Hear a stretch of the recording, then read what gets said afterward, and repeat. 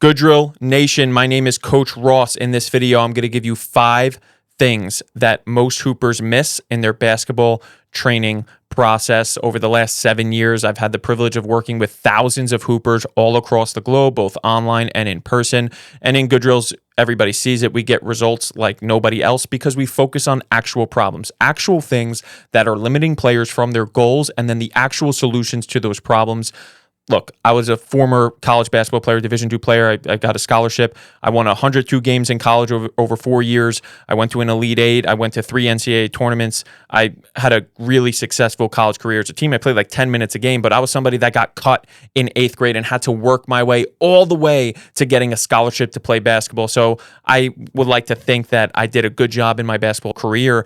And then as a trainer and coach, I coached at the high school level. I've been training players for the last 7 years, and I have my doctorate in physical therapy, which is something that a lot of coaches and trainers can't say. And with all that being said, why do you care? You care because I have a very unique perspective, and in Good Drills, we have a very unique perspective of how we attack things. And I want to just get right into this video, and I want you to think about these 5 things and how they relate to your current process and maybe some changes that you can implement into your process. Okay, the first thing that you're not doing is preparing for practices and training like you're preparing for a game. So I'm just going to read this off really quick. Shai Gilgeous, he talked about in a post-game interview going against the best players in the world in his training. He visualized like the best defender in the world is guarding him in his training. That's how he trains. That's how he approaches training. And now, what can we get out of that? So, 1, you have to be pushing yourself to the edge of your ability. You know that. Everybody knows that. You have to push yourself, but that's not the exact message you need to get out of this. What you need to understand is that when you are in training, the way that you get better the fastest is if you're doing the most intense work. You're doing work that is pushing you the most. And there's no way you can successfully or near successfully do that type of work if you're not prepared. I was talking to a player, probably a high major Division I player. Essentially what I told him, he had a really good day in training. I told him, what did you do to prepare for this training session? Because there's no way that you could do good without mentally and physically preparing. And he said he did his shooting routine that he does before games, before he came here. And that is the right answer. And most players should be focusing on that because, look, in training especially, it's not going to completely replicate the chaos of a game. So if you want to really be prepared for the chaos of the game, first of all, put yourself in situations in training and practice that give you that chaos, but then you also have to prepare for it. You have to show up like it's an actual game, or else you're not going to be getting the feedback that you need to improve for the actual game, and then you're going to be stunned when you're in a game and it's going to feel way different than training. So that's really the first thing that you have to nail down is the preparation for practice and training. Get it to the level. Whatever you need to do, whatever you do for games, get it to the level of games. Okay, the second thing that you're not doing is doing drills that force you to focus. Now, I'm going to read this off really quick. Jamal Crawford dribbled in the rain. Antoine Jamison shot on a high rim. And so many players attribute at least part of their success to something that is unconventional, something that forced them to focus, something that forced them to come up with a different solution, something that forced them to explore discomfort. And I don't care what it is that you're doing in your training, but if you're not devoted to the process of developing rather than working out to be able to say that you worked out, you will not get as good as you want to get. I think that you hear all the time NBA players, really good players, talk about the stories of them growing up and the things that they did, the things that people put them through in training and drills. And they often say something crazy, and it almost sounds like they're attributing all of their success to that crazy drill or to that crazy thing that their dad had them do. I don't think they're doing that. What I think they're doing is telling a story of the first time that they truly felt what focus feels like. And all of these things that I mentioned, all these great players do, is essentially it's something that you're not used to, something that you kind of didn't know what to do about. You had to figure out all of these unknowns that were in these drills that they had to focus to figure out. And I think a lot of players just go through drills, go through training, go through their regimen to check the box. They want to say that they did an hour workout. They want to say that they were shooting on the gun for 2 hours straight. But it's like, were you actually focused doing that? Were you getting what you're supposed to get out of that? I don't think you are. And I think most players go through their training, go through drills like they're just trying to check a box. So an example of this is just that. Like if you're going to the gym to shoot 500 shots, it will just feel like cardio and it will just feel like an escape of what you're doing in your day if you're not locked in on achieving a specific goal. So you're getting up 500 shots. Why not instead say, okay, you know what? I'm going to start from close and I'm going to get swishes only. Or I'm going to start from the free throw line and I'm going to work on 90-degree in the air shot. I'm going to work from a box, jump off the box, land, get off the ground quick, shot. And you're kind of giving yourself something a little bit different, something that's forcing your attention to lock in on the goal and make the goal a little bit harder to achieve. If you just get up 500 shots and you say, oh, I made 300 out of 500, that's amazing. But what was your focus?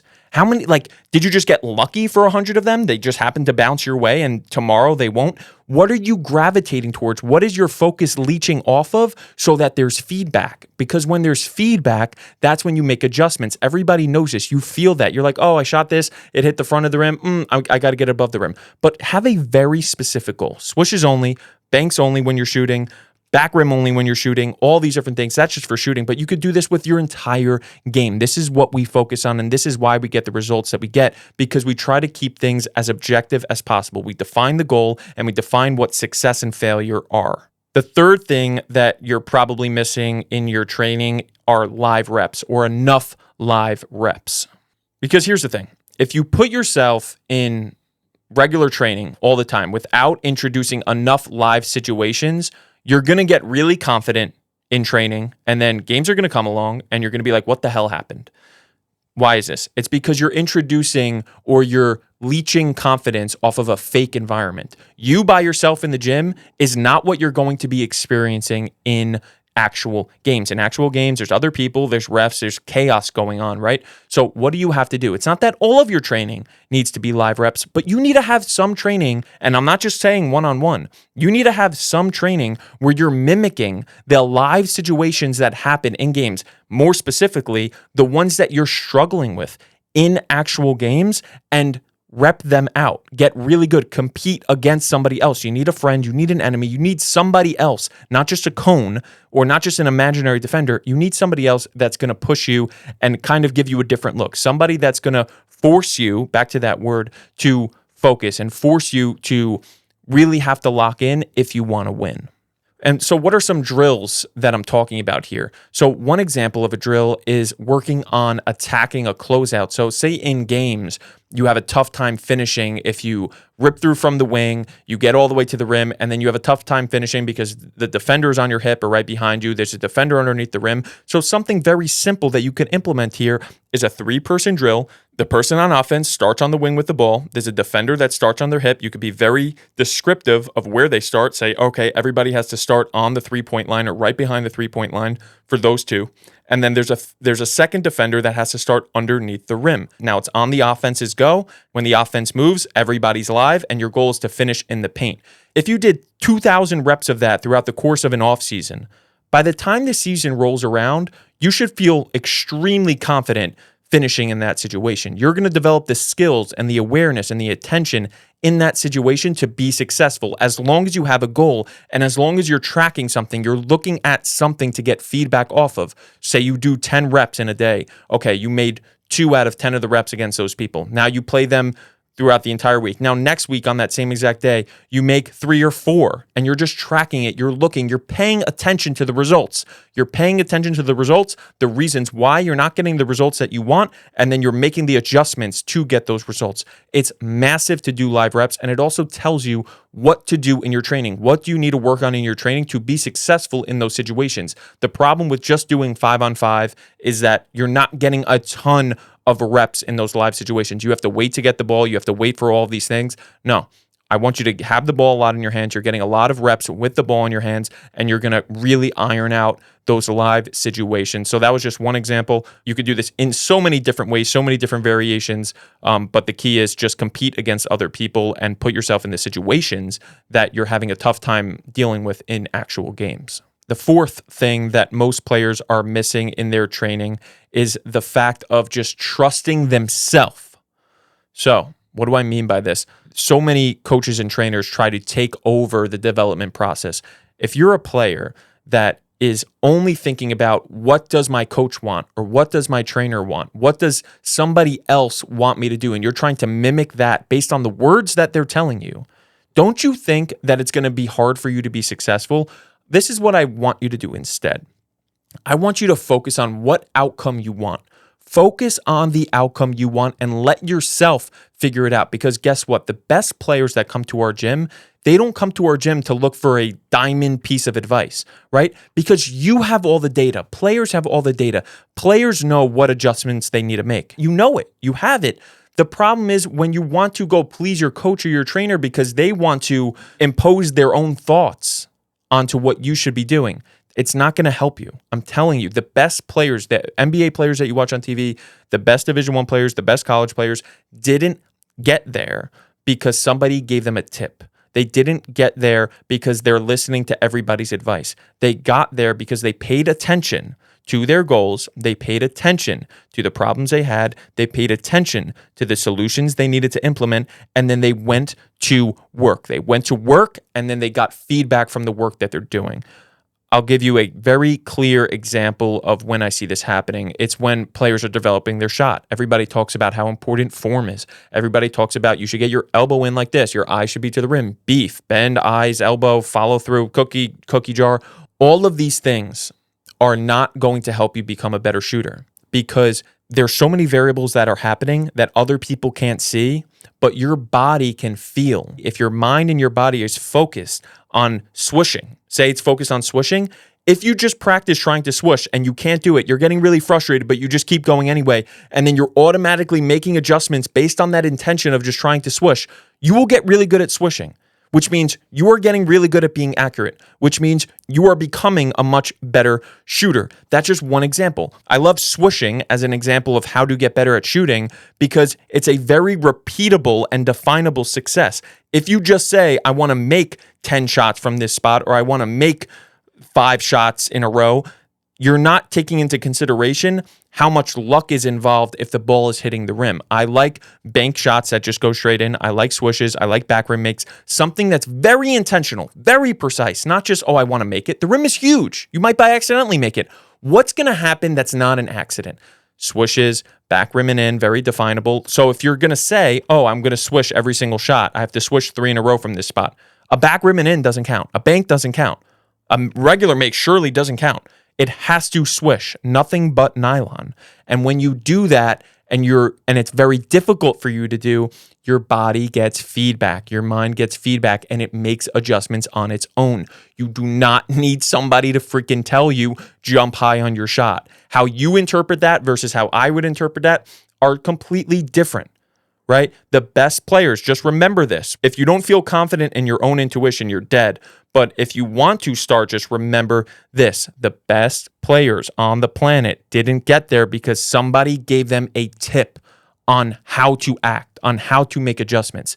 They took full ownership of their process and they looked at the problems, the solutions, and then they freaking went to work. Now, the fifth and final thing that you're probably not doing in your training process are drills that challenge specific things. So Jamal Crawford talked about how he never did a cone drill in his entire life and that instead he would dribble outside and dribble past people and like fake regular like business people walking in the street. He would like fake them out with the ball.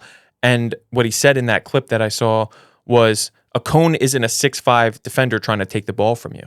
And there's so much truth to that. It doesn't mean that all cone drills are bad. It doesn't mean that you should never do a cone drill. What it means, though, is what are the actual problems? What he's trying to say is what type of attention are you paying to the problems? And if you're just doing a cone drill because somebody told you, oh, cone drills are good, and you're just doing it to check the box that you're doing work, eventually it's not going to help you, right? And eventually what you're going to need to do for yourself is pay attention to why you can't accomplish the things that you want to accomplish in games. And as an example, we'll use ball handling as an example. If you're in a game and you feel inclined to just pass it up, you don't want to bring the ball up the court, you don't want to dribble and drive, you don't want to put the ball on the ground at all, then you should probably pay attention to that and say, okay, let me eliminate confidence for a second. Why am I not confident?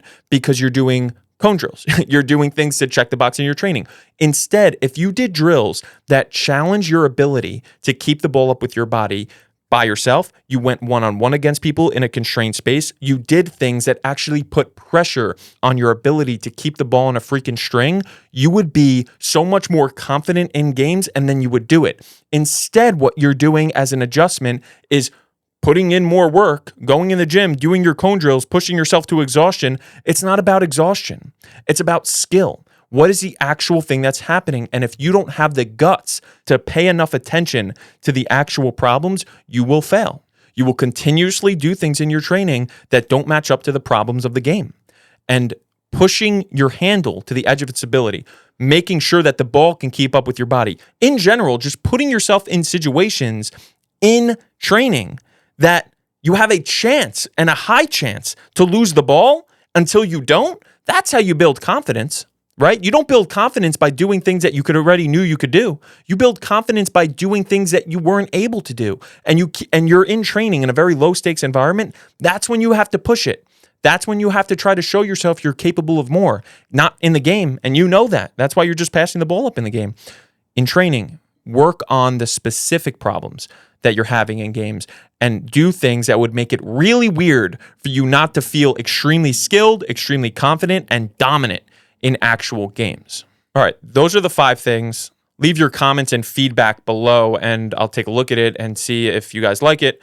I'll keep making more stuff like this. If you don't, I won't. Just be sure to both like this video and subscribe to the channel, and then just check out the Good Drill system. It's on the Good Drill app. The link is in the description of this video. It's the best training system on the planet because we focus on actual problems that players are having in games, and then the actual tools to solve those problems so that they could become extremely athletic, skilled, dominating games, all of it.